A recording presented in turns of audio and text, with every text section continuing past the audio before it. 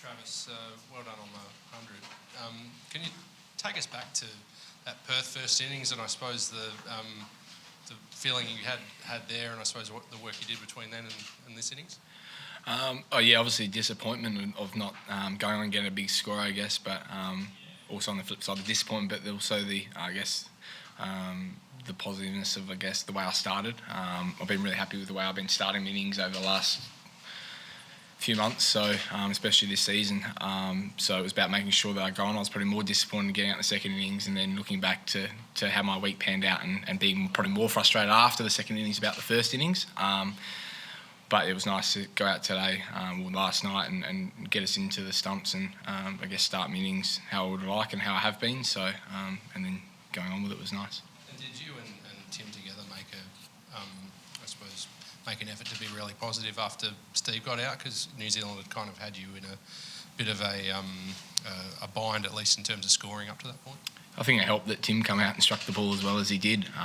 Definitely took a lot of pressure off me. I don't think I changed the way I went about it. I think, especially to Wagner, I think Tim took him on and played exceptionally well and was very positive to that and plays the pull shot and hook shot extremely well. So that was his game plan. And then around the other end, I think left hand and right hand definitely helped with the momentum, I guess, or putting pressure back on their bowlers. So exceptional day for Tim as well. And I thought he batted extremely well and took a lot of pressure off me, and the partnership was fantastic. Tim, unlucky to miss out at the Oval, and there was a bit of talk that you could miss out this week as well. Did you feel that pressure, or did you know all along that you were definitely playing?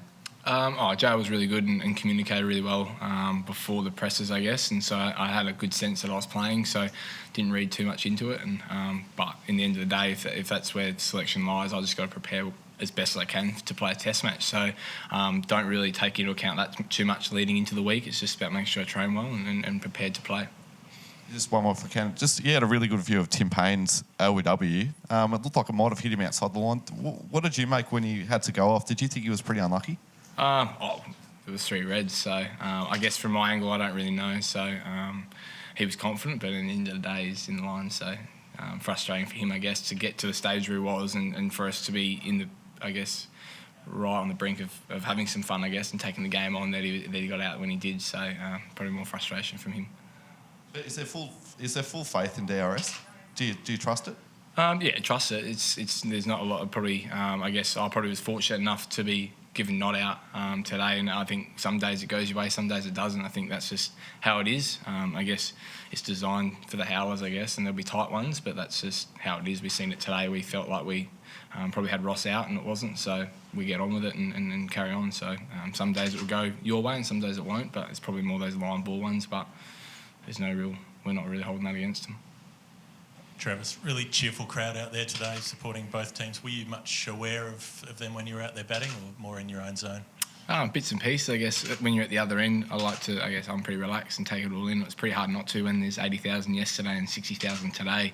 I think you've got to appreciate where you are and very fortunate to be playing cricket for Australia in Boxing Day Test. So I definitely look around and appreciate where I am and what I'm doing. Extremely happy and proud to be playing Test cricket for Australia, so I'm going to soak it up and take it in. So there was definitely moments I did that throughout today. Trav, you faced more balls in this innings than you do when you made 160 against Sri Lanka. I mean, that stick-to-itiveness, is that something you've been really working on to really get through those tough periods? And obviously the Kiwis they were aiming at your hip a lot with that little bloke under your hip there trying to get you out that way. I mean, was that part of your mentality to get through all that? Yeah, they were exceptional at what they had some really good plans, obviously, to tie me down. The wicket probably plays a factor as well. It's probably on the slower side. I found it very difficult to drive, so I guess I took experiences from Adelaide's drop in, I guess, with the thatchiness of grass and the ball that holds up, and over the years has been difficult to drive, so I can't really recall many cover drives for me over my innings, and it was about making sure I was really tight in defence and waiting for a cut shot or one off my pads. So very refined, I guess, blueprint for me today, and credit to New Zealand. At times it was difficult. They stemmed the scoreboard, I guess, and for me it was about making sure that, as I seen last week, when those periods are, soak it up, and then there'll be periods where it breaks open. Travis, how did you find the pitch was playing compared to previous MCG wickets?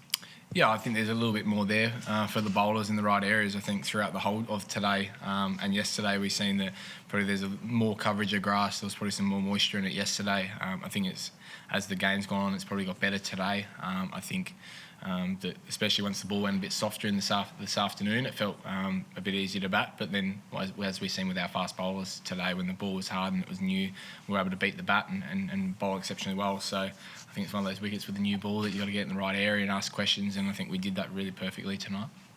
Just on Russ's question, obviously after Perth and in previous innings, people have, I guess, criticised to an extent, I guess, not being able to convert 50s into 100s. Did anything change you today when you're sort of trying to make that big score? And you spent a lot of time in the 90s, so I guess in that sense as well?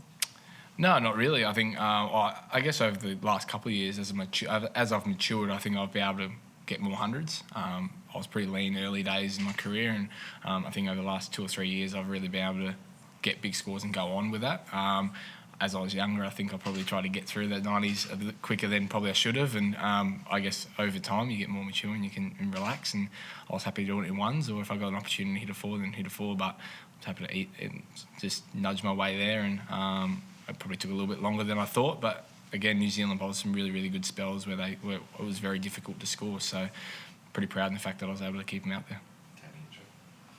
Travis, you said before that it's not about looking pretty, it's about scoring runs. Is that almost like a mantra for you? Because there's always this talk of he looks good at the crease and he doesn't.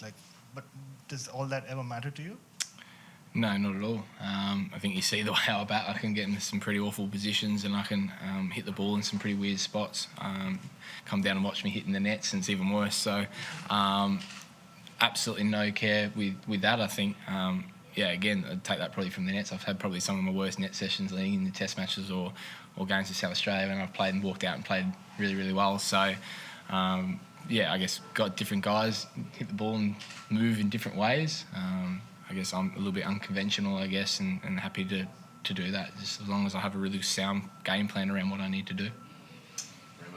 Trav, you've faced some pretty tough spells from guys like Mitch Starc in Shield cricket and Jofra during the Ashes. What's so difficult about Neil Wagner? Is it just his height? Is he a bit skiddy? Is it the fields they set? Is it something that he does specifically that makes him so tough to get away? Yeah, a combination of all of them. He's an absolute machine. He's very impressive the way he's been able to go about it. The long spell he bowled in Perth today just didn't stop. We questioned who was going to bowl off the tee, and there was no surprise he took his cap off straight away and started up. So unbelievable athlete, I guess, and the fields that they set and how consistent he is at that. I guess his pace varies, and I think that's what makes it difficult as well. He changes pace. You can feel that, I guess, in the spells. He's got the effort ball that's on the money, and then the other balls, I guess there's the variations in pace with the wicket, and he's got the slower ball as well. So he's got a few tricks there, and he's made it difficult for us over the 2 games. But I think the way we've been able to adapt to that from Perth was exceptional to see today.